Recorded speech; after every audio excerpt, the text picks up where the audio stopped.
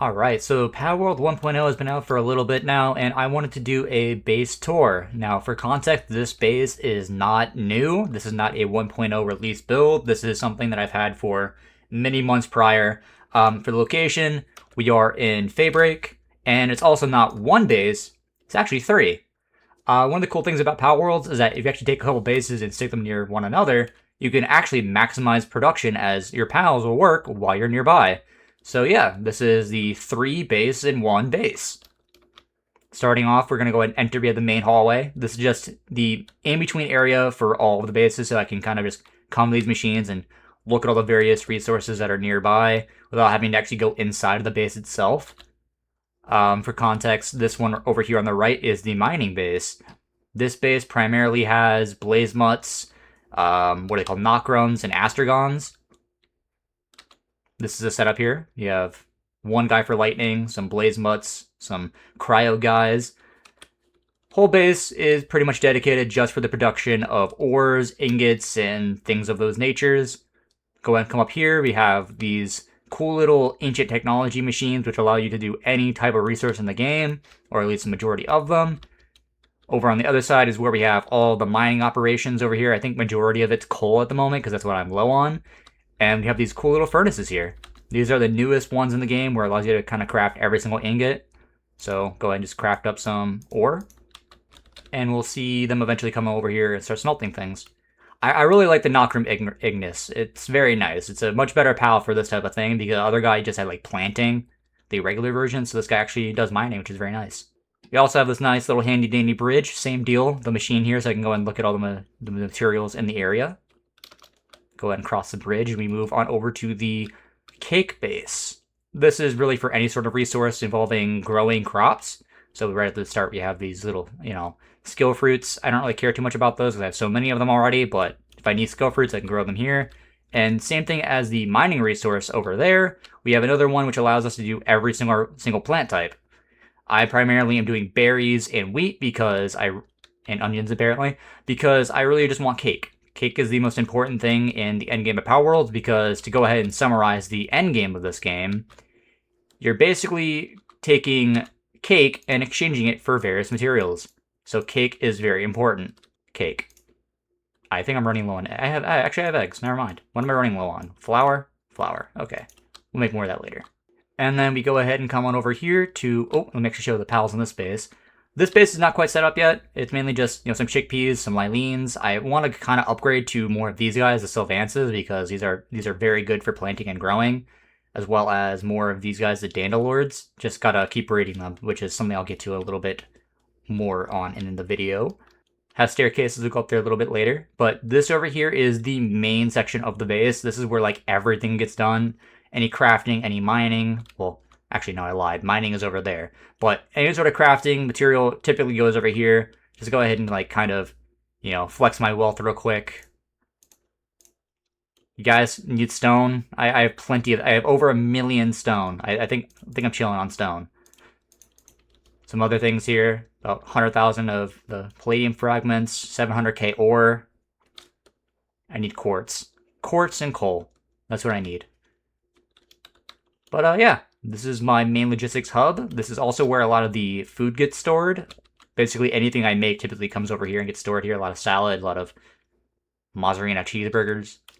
Great base. On each side of the bases also, I have one of these expedition machines. This is something I don't really use as much anymore as I really should. But yeah, expeditions, they're cool. Each one of the corners, I have the coin creator machines. I don't use these as often because they stress out your pals. You actually see on a short break, quite stressed out on a short break.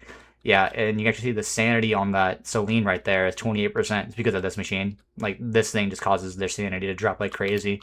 For the pal box, just what's in here, it's Frostallions for the food, Ozarks for the lightning capabilities, and primarily Celines, because Celine works perfectly for the main structure of this base, kind of like how the farming structure was the main structure of that one over there, and then the mining one's over there. The main structure that's in this base is going to be the Ancient Workbench, which is this right here. This allows you to craft literally everything in the game, if not majority of the items. So this is where the Celines come into play because you need both medicine protection, and handiwork, which is something I didn't mention over there.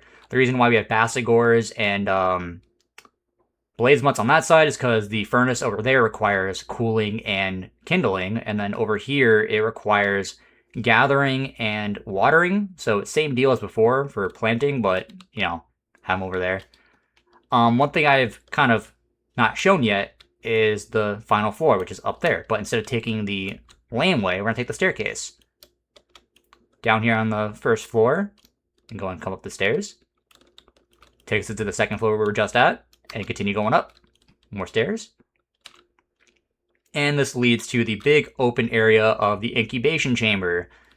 Breeding is, like I kind of mentioned earlier, the most important part of Palworlds, and my goal is to have certain pals that I can just, you know, make at any time. Because as I said, you're basically exchanging cake for various resources. So for example, this right here is a Mammorest, if I remember correctly. So I can go ahead and do V, which is set eggs, collect all the hatched, and I have a bunch of Mammorests now. I got 10 of them. Then I come over here to this fancy machine, which is the what is it called? The disassembly line? Yeah, that's what we're calling it.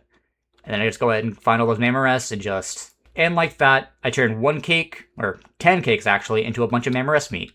High quality pal oils, some civilization parts.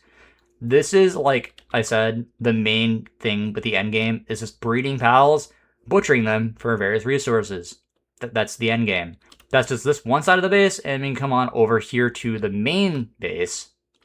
And over here, we have things like Jetragons, Frostallion, Selene. This is like any of the legendary pals, they're in this location typically. I'm not going to go over every single one because really the entire purpose is just to have certain pals, like I said, that I can breed at any time. So if I ever need one, I just come over here and make it.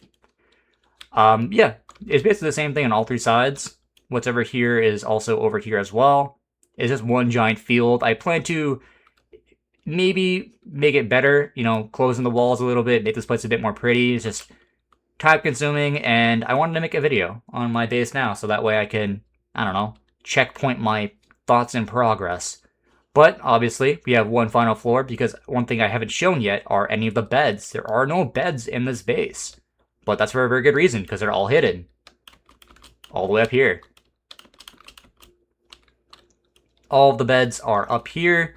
I keep them up here because I don't like them to be in the way, and plus, one thing is that it kind of helps with the pals pathing to keep them out of, I guess, their line of sight, because they'll just teleport up here. Instead of pals running around the base, messing each other up and getting kind of annoying with some of the pathing issues, you kind of just put them in a place where they can't reach them, and they'll teleport up here. This is one of the things that I do eventually plan to make better. You know, I have some of these cool little, what are they called, like ponds that they can rest in, which is nice, but I want to make more of those, make this place a little bit better. Make it kind of like a theme park, kind of like, I don't know. What is that theme park called? Jurassic World? I don't know. But yeah, this is kind of just my main base. It's been my main base for the longest time. Get a bit of a wider angle here. Just kind of fly around. I don't know what I'm doing with the glass panes there, by the way. I'm thinking about maybe changing the glass panes to something different, all the colors here, but that just seems like an absolute night. Oh, actually, sneak peek right there. That's where my oil comes from. I have a lot of oil. I actually have another thing. There's actually a spot right here where I get oil too. This is the original spot, but we got the new machine where the crude oil now can be placed anywhere. So I put a bunch of them down here. Very loud at my base. This is why the audio is very low. But yeah, little 360 of my base. This is called the compound. I don't even know what else I could... Ooh, why is he is not in the right spot. Sir, are you okay? Did you put yourself out? You shouldn't be sleeping here, good sir. My pal is scared. Sir, your bed is up there. Sir, are you okay?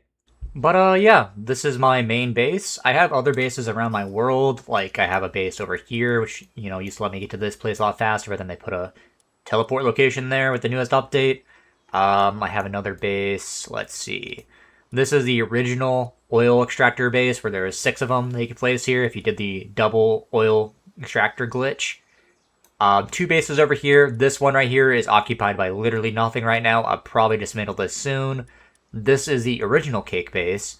They also have a base up here, which this is another oil and mining base. There is really nothing of interest or note, I would say, at those bases. I do have one final base, which I haven't even started yet, which is up here by the Jetragon and the new Sun Islands over here.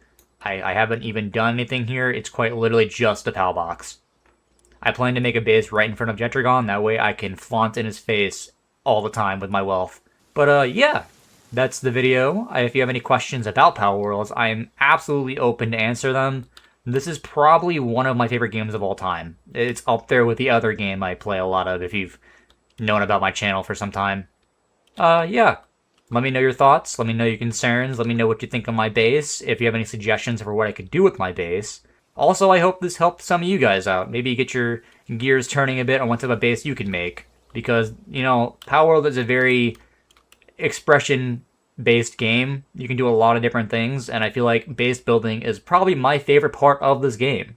I might make another one of these base videos in the future, depending on how long it takes me to upgrade it or change it, or if I change it at all, but yeah, this is just a little checkpoint video on my base. Just gonna do one quick flyover one more time, and yeah, that'll be the video.